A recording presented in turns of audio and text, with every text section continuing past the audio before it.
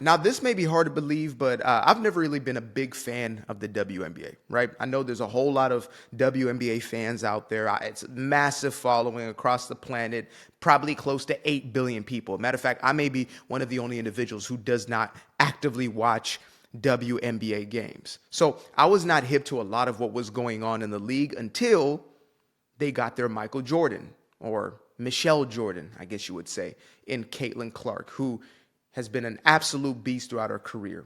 College, she dominated. The WNBA, she's dominating. However, what caught my attention more than how she played was the controversy around her. More specifically, the controversy about how she was being treated. Now, Caitlin Clark happens to be a straight white woman in the WNBA, which in an activist league like that is a death sentence, right? It's the worst two combination. And God forbid you be white, straight, and you be the best player on your team, if not one of the best players in the entire league, likely the best player in the entire league. But again, I wouldn't know because, I'm just one of those rarities that's just not tuning into WNBA games. But nevertheless, Caitlin Clark really showed me just how deep this feminist ideology is in that league, is in those spaces. Now, I saw the NBA go super woke. I saw the NFL go super woke. I saw the taking of the knees, and these athletes were making hundreds of millions of dollars protesting against racism and segregation, and being marginalized. Hundreds of millions of dollars, but they're still marginalized and they're facing discrimination and such. And I thought to myself, okay, hopefully we'll get over this. And the NFL did. The NBA, I believe, will have to, right, if they want to get back to actually making real money like they were before. But the WNBA is simply unsalvageable because for the first time, they finally got ratings. They were finally able to pack out stadiums. There was a team who was able to not have to take commercial flights, but instead is now taking chartered flights. Like, these things happen because of one player, Caitlin Clark. She was the reason behind the shift that the WNBA got to experience. Simple as that. However, due to the WNBA being a radical, far-left feminist organization, and I'm talking top to bottom, right? You see some of the individuals like the commissioner and, some of the individuals who are in charge of the league itself, as well as then the players. You see the very same sentiment, the very same mentality. Even some of the broadcasters, etc., right? The Jamel Hills of the world, who pinpointed this young woman who was the savior of the league. It's like taking Michael Jordan, who was about to take the NBA from here to here, or to the damn moon, to make it the biggest league in the world and have more money than they know what to do with in that organization. Instead of taking their Michael Jordan and propping them up, they chose to tear her all the way down because she was white and because she was straight. Again, the modern feminist manifesto is that the straight white individual, white male, is the biggest problem in society. The patriarchy is the biggest problem in society. Now, I'm going to give y'all a little piece of insight that maybe if you're somebody who follows these sorts of stories, or you might be oblivious to this. And I'll bring it full circle as to why we should all care. The WNBA is the equivalent of a charity league. And I don't mean that hyperbolically. I mean literally. They have been subsidized by the NBA, meaning the NBA has been paying for their survival basically since its inception. Since its first day, it has not been able to make a profit. The WNBA has been unprofitable from the very beginning, and it has been subsidized. They have been losing money every single year. And the only way they have been able to survive is because the NBA, the parent company, has been paying these players. So you start having players who are complaining about not being paid enough, right? Wage inequality, a lot of these feminist talking points, that women are not being paid as much as men. Now, if you were in a different workspace and you were doing the exact same work, the exact same quality of work, exact same time put into it, etc., I would understand the inequality between somebody making 20 million that year and somebody making 75,000 that year. Absolutely. That sounds like a complete disparity. But when your league is making no money and you're asking not just for a raise, but you want profit share, that means you want a share of something that doesn't exist. If the WNBA started getting profit share, like each player was getting a percentage of what they bring in, tickets wise, merchandise wise, everything that's connected to the league, they would all be in debt. Their $75,000, $80,000 paycheck would be non-existent. The only reason they have a $75,000, $80,000 paycheck in the first place is because the NBA, men, the boys are paying for it. The boys are flipping the bill. And this is the troubling thing with modern feminism. And I'm not a red pill guy. I'm not, manosphere, anti-woman, pro-man. I'm anti-common. I'm pro-common sense. I am anti-dysfunction. I'm anti-lie. I'm anti-hypocrisy. I am pro-integrity. I am pro-work ethic. I am pro, getting results. I am pro-productivity. I am pro-self-sufficiency. I am pro-self-responsibility or personal responsibility, accountability, whichever one you want to trade in there. You taking responsibility for your own actions. I chose to do this thing. I got this result. It's on me. That's what I'm pro. So I'm not anti-woman. I'm not anti-whatever, but I've seen that in the same way these manosphere spaces have kind of degenerated, and you see that there's a lot of unresolved trauma that is at the foundation. It's the same thing with the likes of the WNBA, who is a microcosm. They are just like a small little fractal of what the larger thing is really about. These conversations of, man bad, woman good, I am woman, hear me roar. Oh, also you got to flip the bill for me. Make that make sense. We want more. We want more. We want more. Now you have an opportunity for more. Oh, we don't want that more because that more is white. That more is straight. That more doesn't fit into our far left ideology. It doesn't fit into our woke agenda. No, thank you. Like they are the self-saboteurs. And like a lot of the far left, the radical far left, this is what uniquely makes them what they are. There's a far right and they get crazy, and there's a lot of racism and things of that nature that take place in the far fringe right, which is a small group. The far left is unique in this way. They will destroy themselves in order to make a point. So their point is, I am woman, hear me roar. I am better than a man.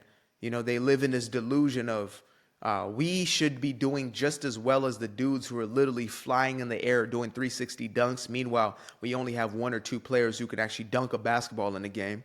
We have players who are purported to be some of the best in the league, i.e. an Angel Reese, and they're missing layups. They're missing 3-4 layups in a row. Oh, she is, the greatest offensive rebounder in WNBA history. Yeah, because she's getting all her own rebounds. She's getting her own rebounds. The athleticism is not athleticisming, right? Simple as that. People tune in based upon what they desire to see, what is the most entertaining, engaging, etc. People don't want to tune in to hear you cry and whine about, the systems of oppression. When you're in a league that is literally being subsidized, you're literally playing with charity money. You're playing with the boys' money, and still you want to make it as if they are the enemy. Right? That's the biggest problem that I really saw in this, not just this organization, but this entire ideology, this new conditioning and programming that unfortunately so many women have fallen into and then find themselves on the other side of resentful, bitter, frustrated, miserable, etc. When you have this mentality of woe is me, the world is against me, I can do nothing of my own, etc., you tend to have a life of bitterness and resentment because you're pointing blame to everybody else. You don't feel a sense of personal agency. And when you don't have that, you are perpetually stuck. Instead of, okay, I have an opportunity of a lifetime here. Our league is finally getting eyeballs. People are finally paying attention. Let's maximize on this. Okay, they might not be able to pay us significantly more, but how do we bring more revenue in? Okay, let's do endorsements. Let's do this. Let's do that. Let's do more press. When Michael Jordan was building his star, I guess you would say, He was everywhere. He was being marketed Nike was pushing Jordan like weather pushes air, right? 365, 24/7. MJ was everywhere. He was synonymous. Like, the man would be seen on billboards, magazines, television, somewhere down the street, people shaving their heads with the earring in like this. This is still a homage to Michael Jordan, right? He was everywhere. They marketed the product, and that's why the product became what it became. Michael was and is the best in the world. He is my GOAT, my personal greatest of all time. So if they wanted the same thing, how about taking the Caitlin Clark and making her your Michael? Shout out to my Aquarians out there. Why not make her your Michael? Why not take her and prop her up to garner as much attention? She's filling up the stadiums. She's filling up those arenas. She's bringing the pay-per-views or whatever it is, right? Whatever subscription model they may have. She's bringing in more revenue than the whole league combined thus far. She's allowing for more profit to flow. Why not put her in a position where she can be exactly that? Because it's not about what they cry about. It's about being a damn victim. It's about being perceived as, somebody to feel sorry for, feel bad for. It's about attention. It's about attention by any means possible. That's what it's about. And that's the biggest problem with this entire woke ideology, and then broken down into feminism and, the so-called BLM movements and all these, the alphabet people, all of it. It's not really about fixing something, solving a problem, because if it was, then you would have climate activists going out there and cleaning up neighborhoods. You have BLM going into neighborhoods and, teaching skills, trades, entrepreneurship, building facilities, looking to take those hundreds of millions of dollars that they fundraised, and instead of putting it into mansions and, vacations and things of that nature, you would put it back into the communities and actually uplift the community by creating economies, right? If it was truly about solving the problem, it was truly about personal rights, then, okay, you can be an alphabet person all you want. You got the right to be that as an adult, you can, but now you want to push it and push it and push it. It's never enough. It's never good enough. And it's the exact same mentality. It's the exact same ideology. It's a victim mentality. And I'm tired of it. I don't often talk about sports, though I was a huge sports fan growing up. Again, I watched a lot of basketball. I played a lot of basketball. That was just my thing. I was not built for the sport, obviously, but I watched a lot of basketball. And all I cared about was what the hell was going on the court, and maybe a little backstory of the inspirational story of the player, whatever it is. But besides that, I didn't want to hear politics. I don't want to hear this player whining about whatever, God knows what. There's the shut up and dribble thing. I used to think that was very offensive, but now when I think about it, a lot of these folks actually need to do exactly that. They're getting so mingled and intertwined in politics. They might need to take a little guide from MJ's book, which is, Republicans and Democrats buy Jordans. So why you want to get me involved? Oh, you want to put me in here as a staple of a black man? You want to quantify me as just this, when the man was larger than life? And again, the wised up NBA in the 90s, the non-woke NBA in the 90s recognized that. Unfortunately, the WNBA is so far gone that they can't see that their meal ticket, their possible MJ, who can now bring so much to them, they're shunning because it represents the exact thing that they hate so much. Personal accountability. A player who devoted themselves to their craft. A player who doesn't whine, cry, complain, woe is me, who just gets the damn job done. I used to be afraid of the dark, place unknown like a heart in their heart. I used to see my life in the bar. Now the kids unchained, every shackle is lost. 2 steps in the moonlight, 2 step in the daytime. You just know when it feel right. You got a feeling the time's not. See you through those shades that I just threw on. Through my lenses, you just can't do no wrong. fell in love with myself again. I fell in love with myself.